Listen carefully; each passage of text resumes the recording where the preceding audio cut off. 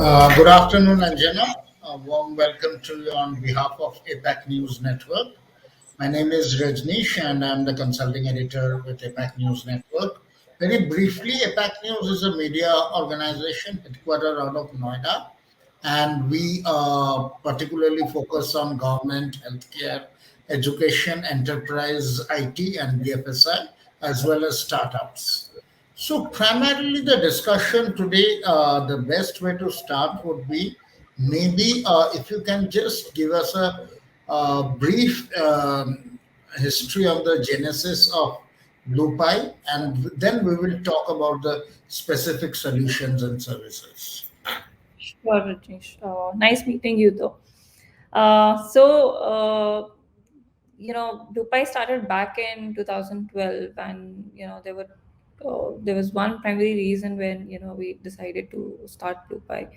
So back then, there were only two types of ID services that existed. One was large GSI, which is more focused on foreign arbitrage and dollar arbitrage, and that's what they kind of built in. And their focus area was on large consumers, large organizations, whereas the other ID services firm that existed were mom and dad shops, which compromised on quality, but were low in cost. So there was no IT services firm that could serve this mid market, who at the cost of say these mom and dad shops would give the quality of the large GSI. That was the entire motivation to behind starting BluePi. Give the quality of work that the organizations deserve, and keep it at a cost that is probably affordable for them. Okay, so keeping that in mind, as you mentioned, you started with a focus on mid-market organizations. So, and if we come back to the today's time, so what are currently the solutions and services that are in the Blue Pipe portfolio, and what sort of use cases, if you can briefly tell us, these solutions and services bring about? Right. I mean, the portfolio largely comprises of two areas of solutioning that we, work with. One is around data, and the other one being cloud. Now, digitization as a entire motion has been, expedited by COVID. Even the large enterprises, all sort of organizations are moving towards digitization, and the idea is, how soon you can actually go digital and get access to the large consumer base that exists out there, which want to stay within their comfort zones of their houses, and only look at use their mobiles or websites to able to either order or pick up a loan or get onboarded to any sort of in any sort of a bank, right? So our focus powering towards this, the idea is that how do you leverage all this consumer behavior, how do you leverage all this digital information that is out there in the form of data, and use that power of the data to onboard or in fact transform the businesses entirely, and pick up the insights there. So one part of the workload that we have, as I said, is around data, where we help build scalable solutions and leverage this data that is coming in to generate the insights, build machine learning algorithms, AI/ML solutions around it, and give the benefit that the business kind of is looking at. The other part of it is more it's more data generation. How do you since this entire consumer behavior and digital motion is increasing at a faster pace, how do you build solutions which are scalable, which are cloud ready, that can take this uptake of consumers that are increasing, and then generate the data that is required for the organization in the format that can be consumed, analyzed, and then picked up and run with. So that's a largely in terms of technical solutions that we have. Apart from that, the domain focus that we have is around retail and BFSI, and we have specific solutions. For example, for offline retailers, we have this entire motion of supply chain optimization.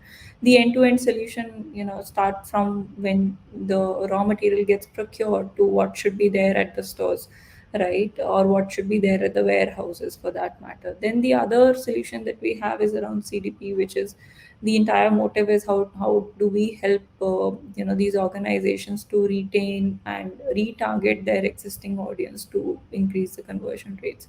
In BFSI, we have our own analytics platforms that we've built, which are cloud agnostic.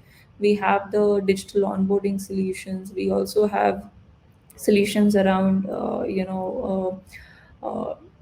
toll plazas, increasing the operational efficiencies of the acquirer banks on the FASTag side of the house, right? A CDP motion also exists in the banks, or I would say the BFSI side of the house as well. So that probably summarizes the kind of solutions we have right now. Thanks. Well, I'll come specifically to the solutions later. Before that, one basic question which I'd like to ask you mentioned about that how you are helping organizations onboard digitally so that they can get more customers in turn. Now, this digital transformation journey, this is a very widely used phrase now. So, typically, in this onboarding, digital onboarding process or this digital transformation journey, what are the main milestones, two or three of the main milestones that an organization has to go through, and how do you help organizations cross those milestones? Right. So, see, there are obviously, as you rightly pointed out, there are this cannot be achieved in a single day. It's an entire process that the organization has to go through, and one of the key important areas where you have to cross the bridge first, or maybe look at, is that how do you make a solution, or how do you make a platform which is scalable, which is kind of horizontal, and allows one to quickly make it in quickly allow so that this thing can scale, right? For example, today the entire D2C momentum has kind of grown, which ties into the digital transformation journey. So it's important that you scale the businesses, or you at least deploy these solutions in such a manner that those are scalable and consume, and can allow you to at least make the system accessible seamlessly when these users are kind of coming and using the entire ecosystem, and then accessing the application there. That's one of the key things. So it more revolves around how do you make your solution cloud ready, scalable, and employ or deploy all of these technicalities around it, right? Second is it's kind of important that once the solution is out there, it's important that what are the different touch bases in the entire user journey that the customer can have on any of the platforms that get deployed. Any different applications will have their own user journeys, their own drop off points, right? How do you ensure that you're able to analyze, pick up insights of these drop off points and target the customers right there, so that the customers don't really go away? How do you target the exit intents, for example? In case of when somebody is coming, filling up a form, say for a loan application, and drops up in between, right? How do you pick up that thread and start it from there itself? Or when somebody has left something in cart and abandons this cart, right? How do you stop the person from there, or there itself, or probably give him something right out there that he is enticed to get converted? So these are the different, I would say, areas that organizations should focus on in order to, one, a deploy solutions that can scale and manage the user base that is anticipated. B, give the ability and capability to analyze that user base, so that you can ride on to this data that is being captured, and analyze and then pick up insights from there and kind of project. Yeah, thanks. Now, coming more specifically to the solution, and as you mentioned, uh, either when it is focused towards a retail or when it is focused towards a BFSI, a typical analytic solution, and to ensure that it gives very accurate insights, which is the aim. The data that is coming from the data that it is analyzing is very heterogeneous kind of data. It's coming from multiple sources. Nature is multiple, and but you need a certain standardization of data if proper insights have to be derived from. Now, how does your solution ensure that standardization, that some level of homogeneity is achieved there from this data from multiple sources, so that more accurate insights can be drawn? Right. I believe right now the way the data is present, which is analyzable and which is not being leveraged, is mostly structured and semi-structured, is how I would put it. Right. Although the organizations are moving towards gathering that unstructured data, which is like images, logs, emails that can be read, and information extracted out of them, but most of the data lies in this area of structured and unstructured. Now the solutions that we have, for example CDP, or for that matter the data lake or the data warehouse solutions that we have, what we intend to do is, one, identify that schema that is the most relevant for the consumption of the business that we are working with. And the idea is that we gather this information during the course of the project that happens, where we define what sort of a schema is most favorable to the use cases that you have. For example, in CDP, it's important that you tie in one customer's attributes, all his or her attributes, which kind of can be thousands or in hundreds. You tie into that one single ID. So how do you create that graph sort of a structure, so that that one attribute is tied, one customer is tied to these multiple attributes, and you can access or slice and dice your users data on any of these attributes and create those cohorts and segments, right? On the other hand, where we are talking about data warehouses or reports, these kind of differ for different customers we work with. For example, QSRs would have a different schema architecture or design there. For example, banks would have a different, banks specifically, the asset side of the business and the liability side of the business will have the different schema designs that would be needed for the reports that they have, because they have different KPIs, right?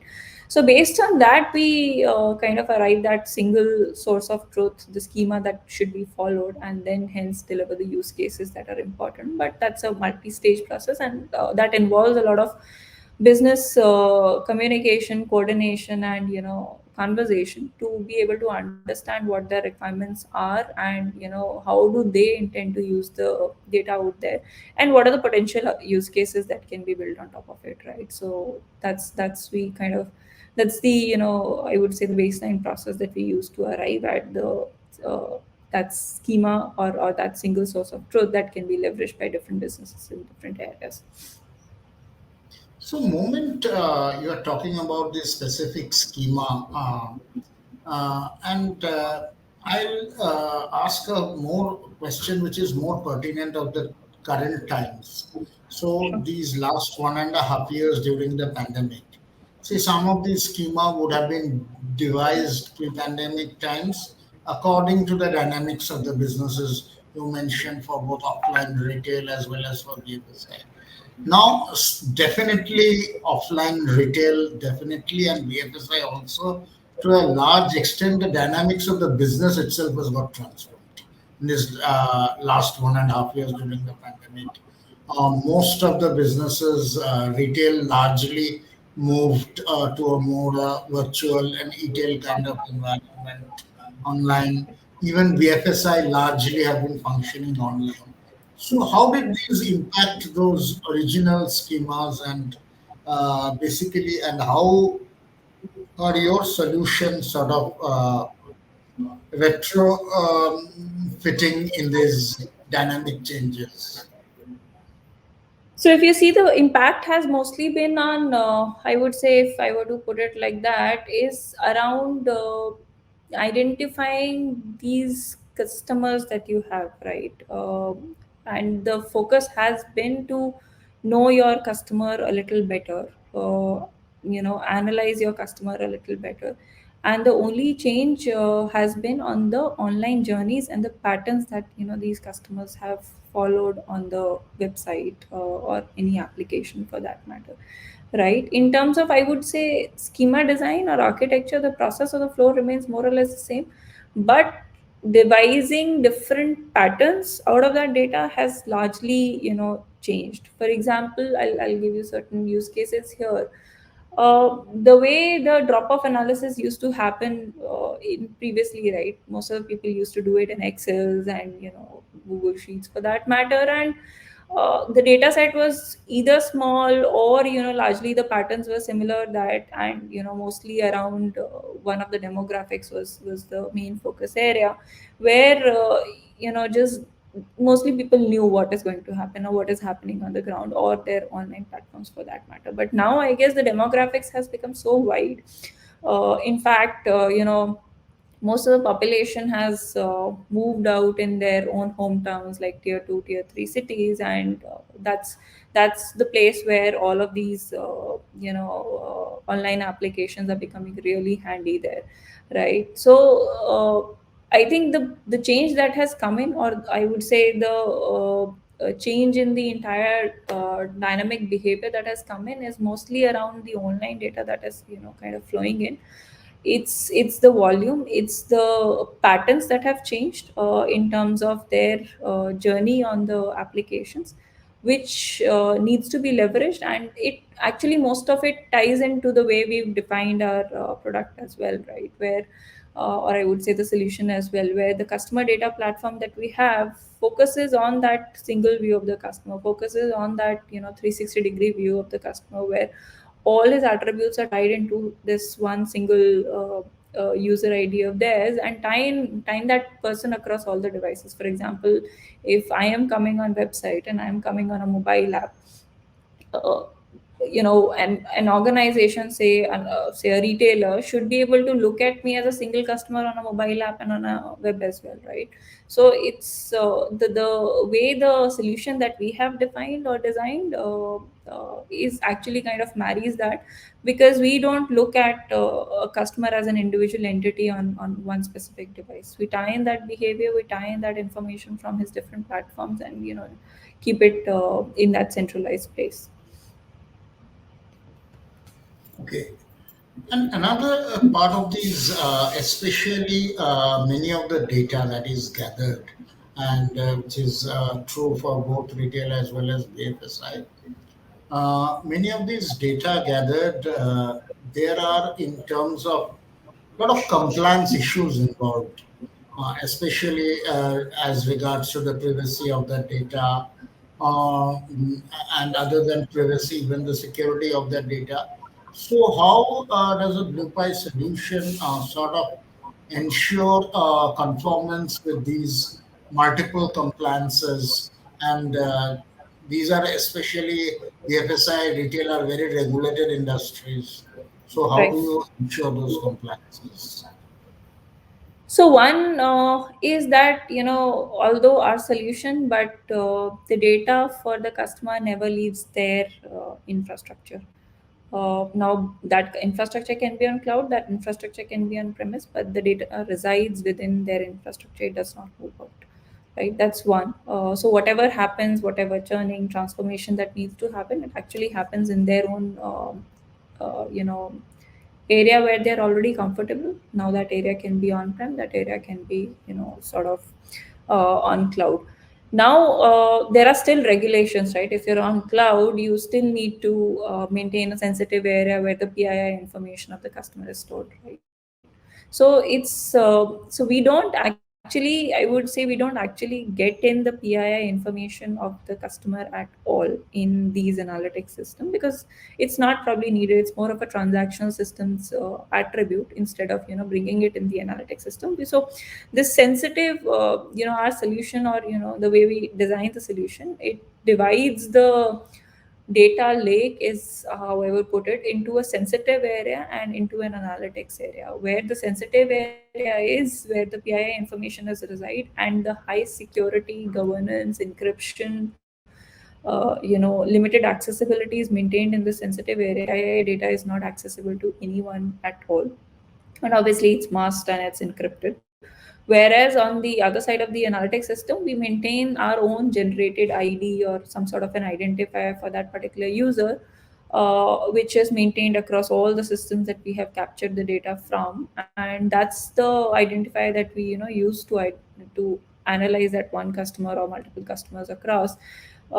instead of relying on the PII information that is fetched from the transformation from the source system. So these are two separate areas altogether, and we do follow all the standard practices, right? For example, nothing should be out on the public network. Everything should be within the private network. Nobody should get the direct access on the private network. All the audit logging, monitoring is sort of maintained there, right? Encryption of the data, which is at rest, which is in flight, has to be sort of in place. So that's something that we ensure when we put up a solution or deploy a solution for any of our customers. So all these compliances we definitely keep a track of and follow, and definitely we have our own audit trails and audit logs that we maintain so that we keep a eye on of any activity that suspicious activity that might happen, and the alerting systems are all in place so that it can be tackled then and there itself when it's probably happening. But yeah, that's and in fact keeping the PII data outside and not really bringing it into the analytics system is the best way that you can sort of go. So, so have you seen, especially in the last 1.5 years, more and more of these, as you said, you can support both on cloud and on-prem.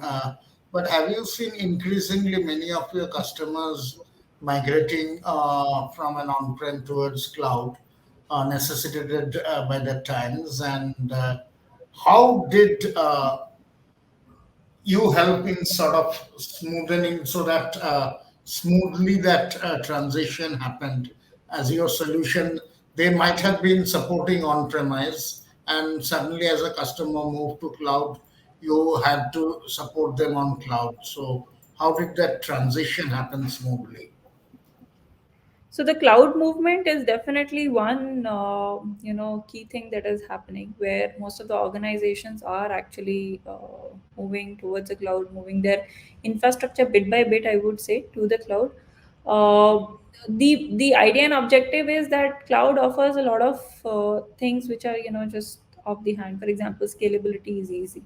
You don't have to purchase more machines and then keep it with you and then sort of think about scalability. So it's kind of just seamless, like monitoring infrastructure availability is sort of handled in the cloud environment.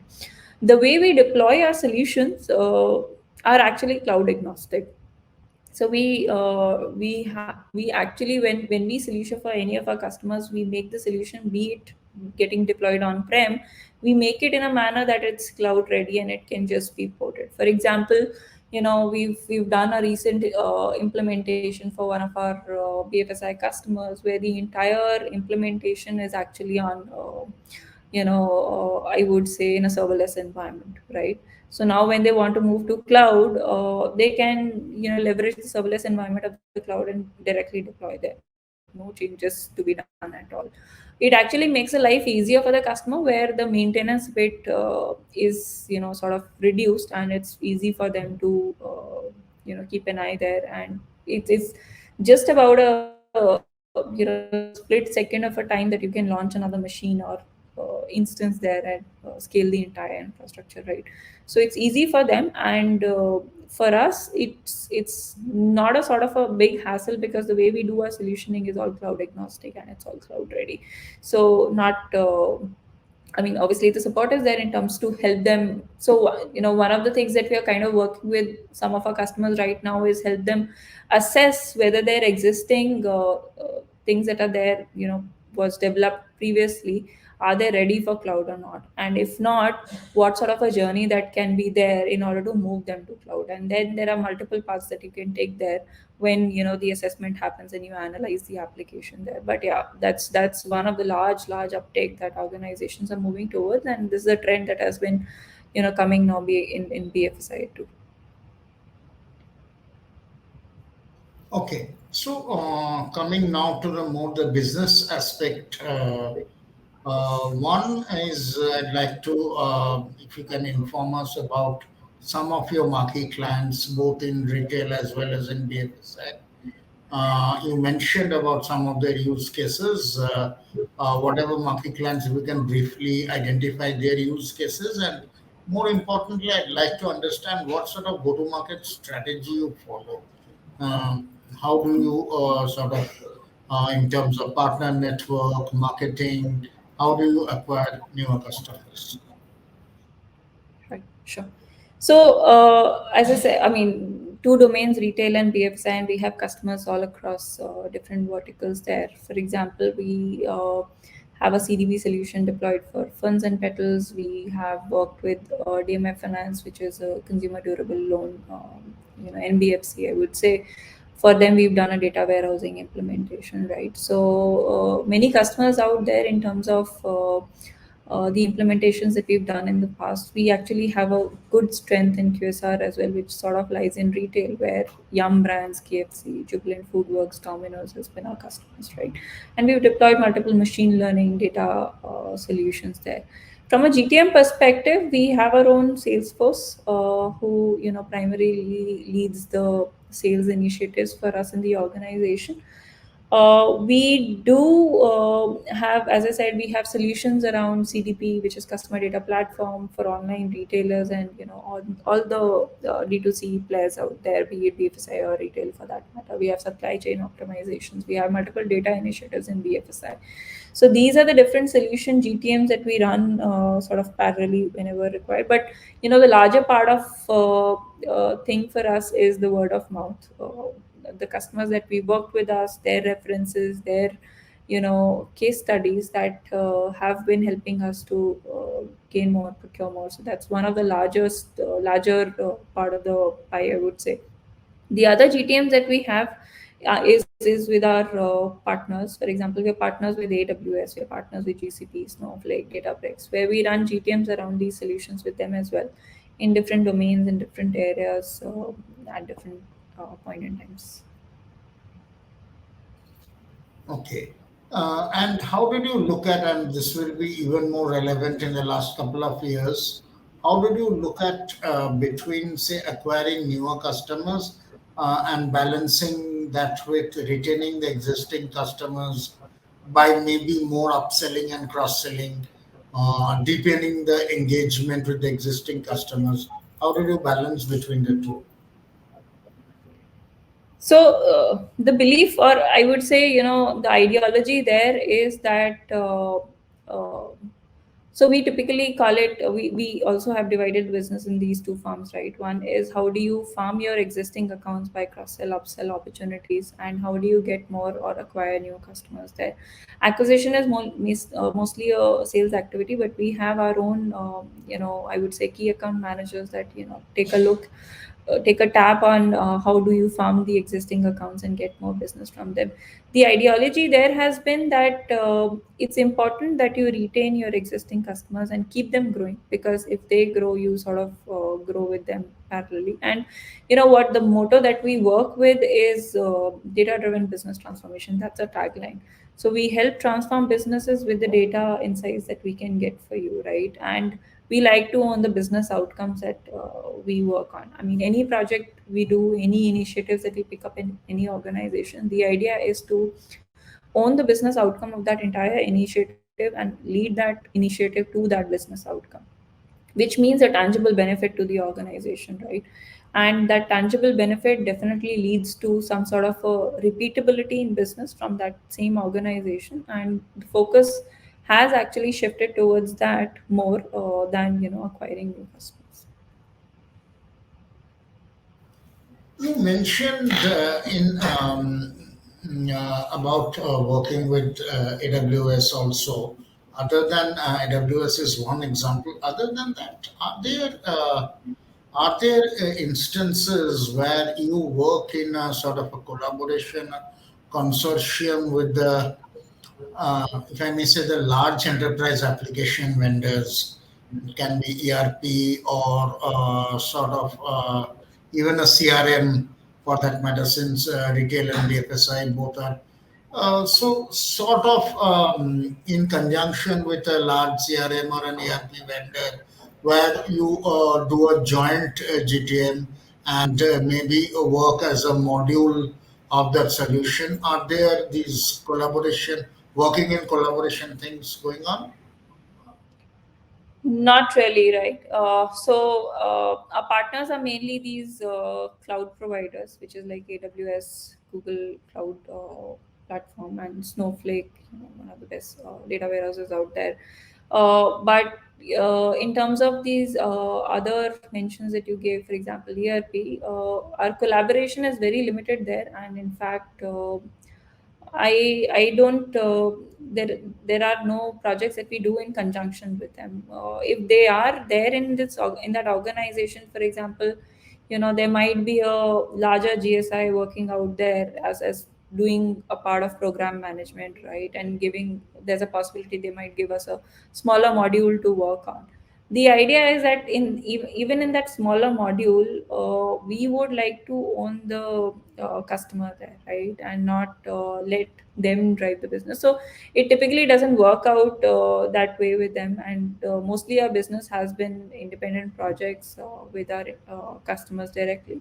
And that means leading right from doing the sales acquisition, getting the customer in, doing the project, and deploying it in the right spirit, doing the discovery, program management, whatever involves for us to deliver whatever requires for us to deliver that project in the benefit of the customer. That's it's kind of independently done by us.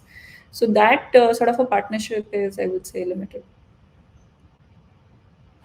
Okay, so since you're saying your the business is almost totally completely done independently and not in conjunction with these GSIs, so from your customer, the enterprise customer size, be it mid-size or enterprise customer, who are the persons involved whom you are talking with? Is it the CIO, CTO, or is it the business functional heads? And how are these conversations changing, especially over the last couple of years? Yeah. So I think so these stakeholders are in both the areas, right? One is the technical team, which are the CIs and CTOs, because they are actually the people who are needed while we do the tech, because technology is one of the things that we do, right? So it's kind of important that their involvement is there, and they are part of our stakeholder conversation.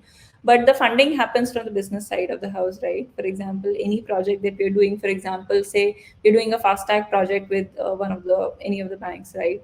The funding has to come from the business head there, and if the funding is coming, they are giving the money, they'll have to be on the table while we're discussing the project. So it sort of is our stakeholders comprise of both the teams. One, the business functions are there to explain the business outcomes, the entire process that they have, and the entire area of expertise that they can help us leverage. And then the CTOs are there, I would say. The technology heads are there in order to give us the right accesses and in the infrastructure that we need to deploy our solutions, right? So both of the stakeholders work in conjunction, and we also work in conjunction with them. In fact, our teams are also divided this way.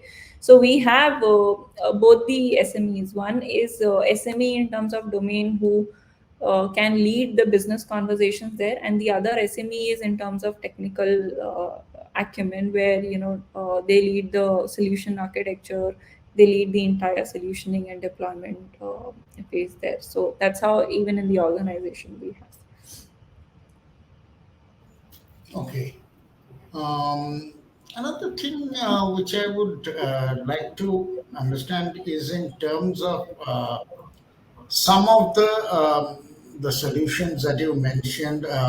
What are the planned enhancements in functionalities um, over the next 1 year, if we may say 1 to 1.5 year? What are the planned enhancement in functionalities of some of these solutions?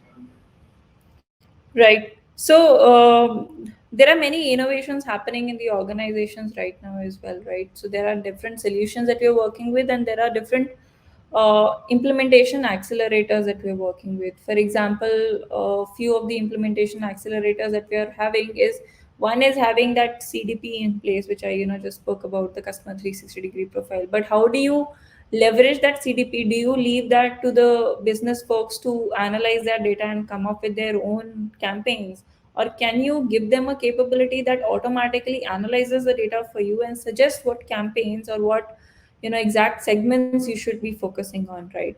This is one part of the innovation that we're kind of trying to drive at, where most of the focus for any of the CDP platforms is that do a short term immediate kind of an impulse purchase, push that impulse purchase to conversion so that it happens right now, right? But there the ticket size is smaller. How do you target the customers where the ticket size is larger? How do you grow or at least mature that customer to an extent that a larger ticket size can be converted from that particular customer? So working on that slow campaigning mechanism, which takes say 1 month 2 months to mature that customer and then ultimately convert, is another aspect of the CDP that is untapped, that we see would be fruitful in a longer run. So two parts to it. One is how do you make that insights automated, AIML driven, suggest the campaigns which will automatically tell the business or these marketing manager that this is the campaign you should run and this is the customer segment that you should be focusing on, because this will give you more benefit. And the other aspect is that how do you make them target customers for large ticket size and run these campaigns, or at least mature them over a period of time instead of just leveraging the impulse purchases. That is the most of the things that are happening right now. So, other than these functionalities, from a organization perspective, from a BluePi perspective, any other focus areas for the next few quarters? Yeah, I mean, the focus, I would say, one is, since the entire motion is around digitalization or whatever, we have one other important focus area that, we have from a solution perspective. One is obviously, how do you make the digital onboarding of the users absolutely seamless?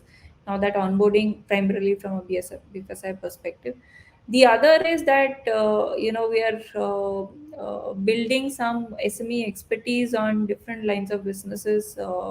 In I would say in the credit space, since that is the one which is sort of is expected to grow when consumerism is on the growth, and these short-term loans, for example, BNPL, buy now pay later, smaller loans, and consumer durables, for example. MobiKwik, for example, is offering a 30,000 credit right away, right? So, how do you understand that side of the house of the business and leverage all of that together is something, another focus that we're trying to ride on and build that expertise around and build solutions around that. Okay, thanks, and thanks for your time. Really appreciate. It was a very interactive discussion. Thanks, Rajni. Same here. Thanks.